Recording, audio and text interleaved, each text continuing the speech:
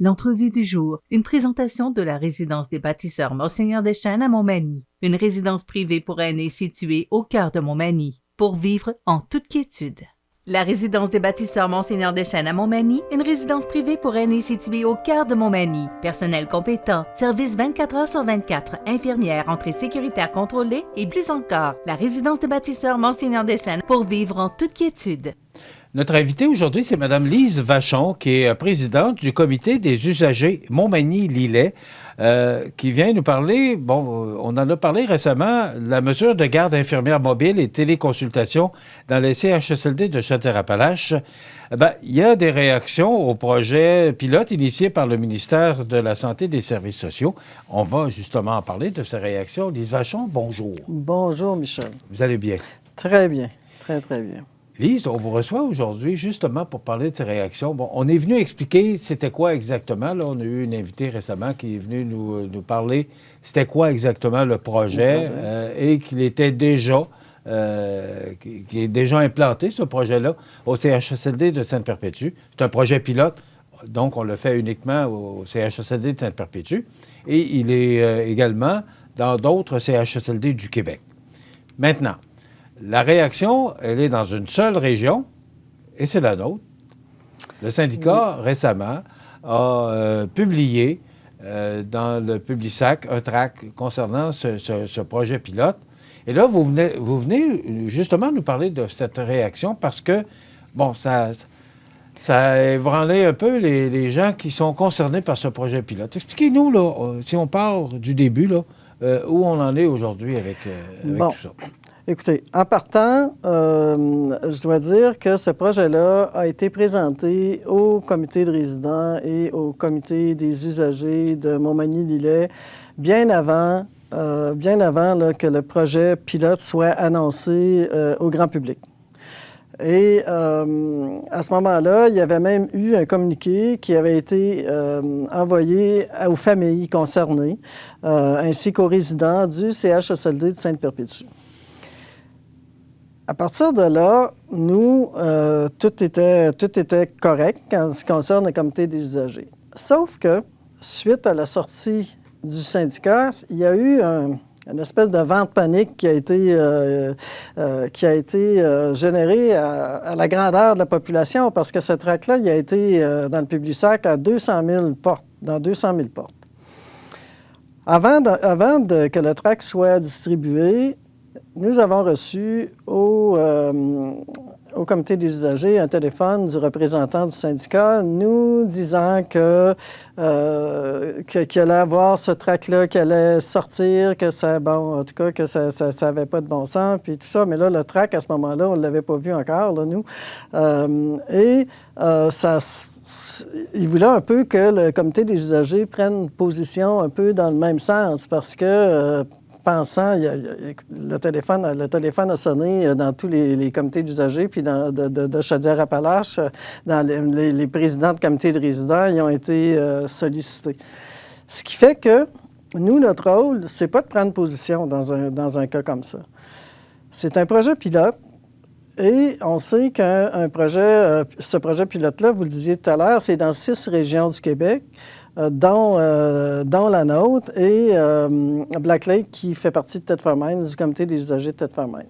Bon, c'est quoi exactement ce projet pilote-là? Bon, alors le projet pilote, en fait, là, ce projet pilote-là, je vous dirais qu'il a déjà été, non pas comme projet pilote, mais c'est un peu ce qui a été émis là, dans les CHSLD de Sainte-Perpétue, Saint-Fabien et tout ça, tous nos CHSLD, il y a un manque de main-d'œuvre. Alors, pour pallier à ça et assurer qu'il y ait un service, parce que c'est la nuit uniquement. Hein? Dans le jour, il n'y a pas de problème. Mais c'est le quart de nuit qui est le problème. Il y avait un peu utilisé cette méthode-là durant les vacances d'été, l'été dernier, puis tout ça. Le ministère a trouvé que ça avait un certain bon sens. La façon dont on avait fait ce projet-là au niveau de Chaudière-Appalaches.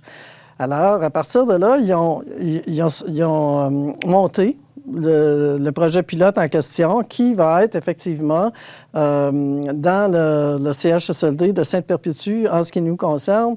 Et c'est pour assurer un service la nuit. Donc, il y aura une infirmière qui va être de garde et... c'est une infirmière auxiliaire? Non, il y aura celle de garde. L'infirmière auxiliaire est sur place et les préposés aux bénéficiaires aussi. La personne qui est de garde, c'est une infirmière... bachelière? C'est ça, exactement, qui est là pour répondre aux besoins si besoin il y a. Et ce qui a été ajouté au projet pilote, c'est tout simplement une tablette.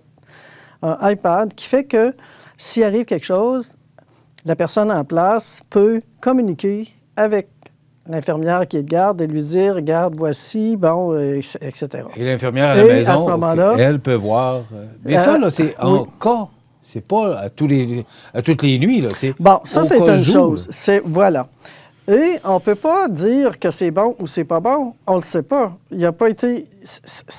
Il n'est même pas en force actuellement, là. Il devait commencer en février, mais finalement, avec un peu pour peaufiner le tout, ça va être là, fin mars, là, dans les prochaines semaines, là, probablement début avril, que ça va être mis en place pour 6 mois.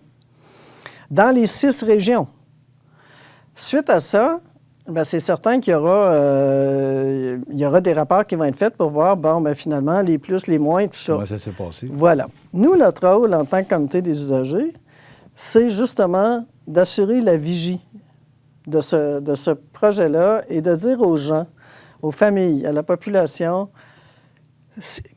peu importe si vous avez une inquiétude, vous pouvez communiquer avec nous et nous allons nous assurer que votre remarque ou votre inquiétude va être rendue aux bonnes personnes qui vont pouvoir vous rassurer. Et c'est sûr et certain que les gestionnaires, la personne qui est gestionnaire à Sainte-Perpétue, elle est sur place aussi là, pour voir comment ça se passe. Je veux dire, c'est un projet pilote. On s'entend que la surveillance va être exercée et par le ministère et par les employés en place. Et, et nous, on est le contact avec les familles des résidents ou les résidents qui n'ont pas de famille non plus. Ils peuvent nous téléphoner et à ce moment-là, on pourra les référer à la bonne personne pour en fait, qu'ils puissent répondre à leurs questions. Ce qui est arrivé avec le TRAC, c'est qu'il y avait des numéros de téléphone à l'arrière.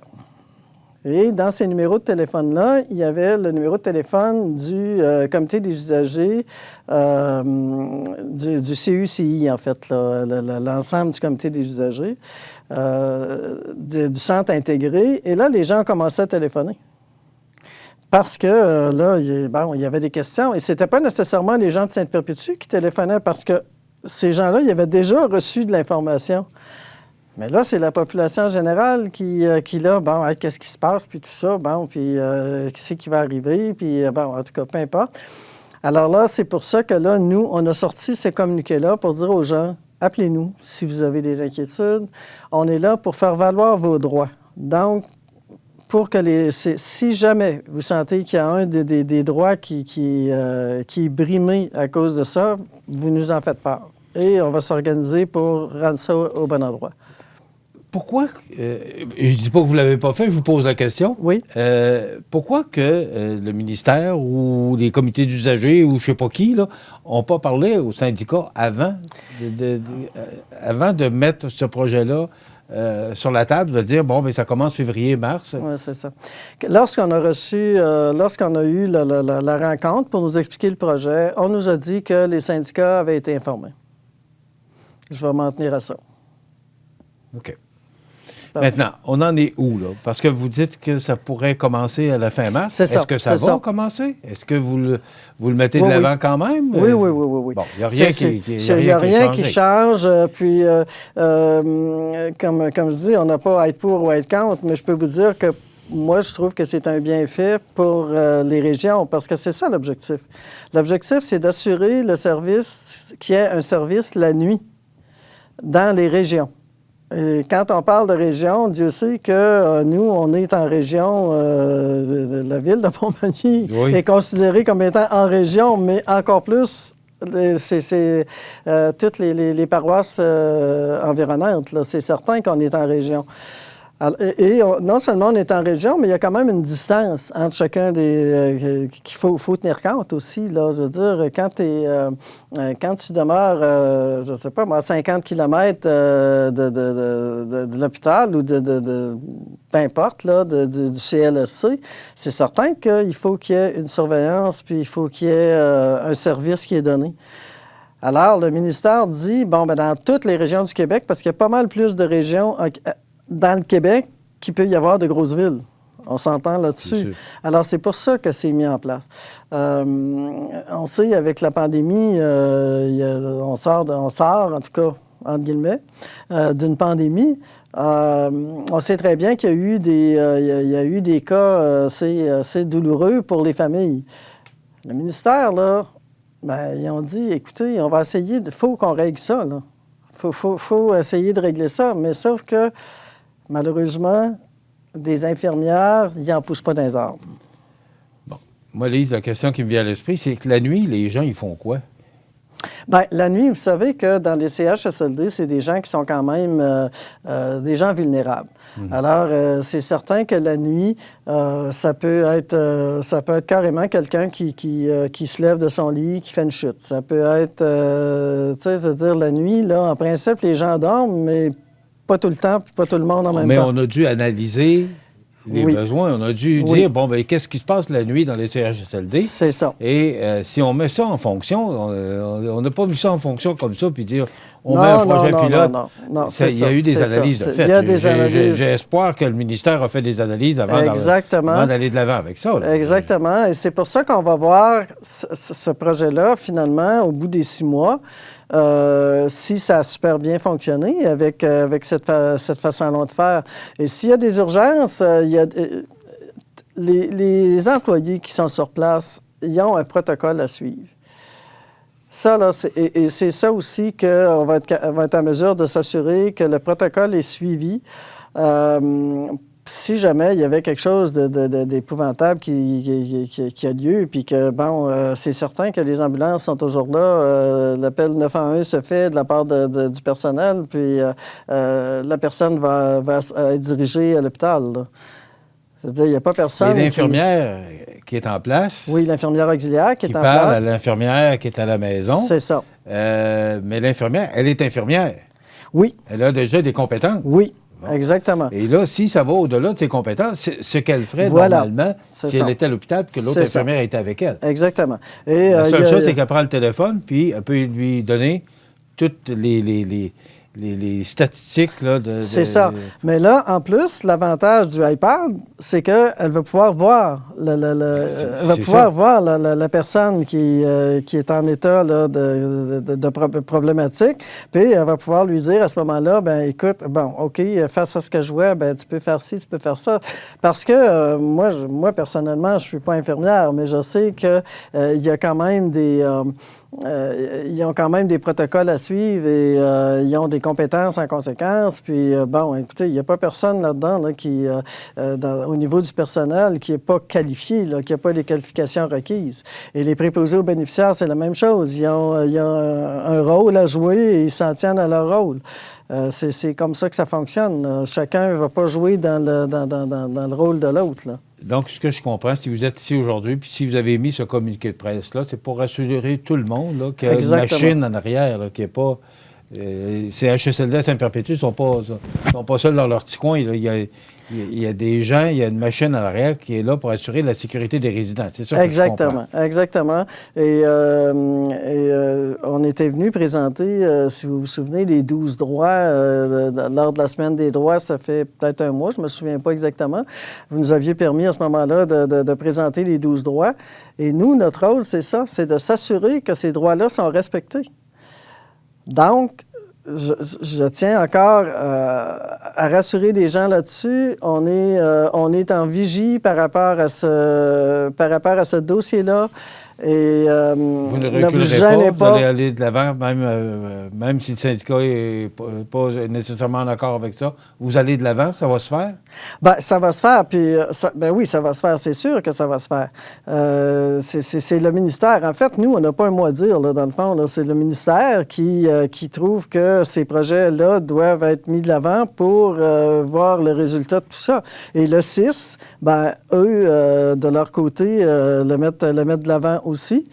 Donc, c'est comme ça que ça fonctionne. Si les gens veulent avoir de l'information, ce que je comprends, c'est le comité des usagers? Oui. 248-0639, Oui. poste 5728. Oui. Alors, on peut vous rejoindre, on peut vous parler au comité des usagers. Oui, et à ce moment-là, il y a un répondeur aussi en passant, hein, parce que c'est certain qu'on n'est pas à temps plein au bureau, mais soyez assurés que c'est vérifié à toutes les heures, là, les appels qu'on a, et on a déjà, il y a déjà des gens qui l'utilisent, là, à ma grande joie, dans le sens que non pas on se rend compte que de plus en plus, les gens connaissent le comité des usagers de Montmagny-Lillet, et ça, c'est un plus pour nous.